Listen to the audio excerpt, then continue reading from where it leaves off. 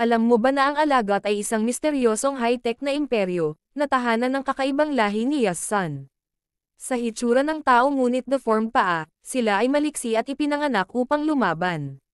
Mahusay din sila sa sining ng teknolohiya, at binuo ang kanilang sarili ng isang mahusay na sibilisasyon na may sapat na kapangyarihan upang ipagtanggol laban o salakayin ang anumang ibang bansa. Dahil bata pa si Carrie, siya ay tunay na likas na matalino at dumaan sa malupit na pagsasanay upang maging isang mahusay, ngunit mayabang na pinunong mandirigma. Gayunpaman sa parehong oras, siya ay naging walang laman ng lahat ng mga emosyon at halos naging isang makina. Minsan, siya ay sobrang kumpiyansa sa labanan at nagresulta ito sa kanyang pagiging malubhang na sugatan. Isang propeta mula sa ibang lahi ang nagligtas sa kanya at nagpasok ng kanyang kamalayan sa kanyang utak.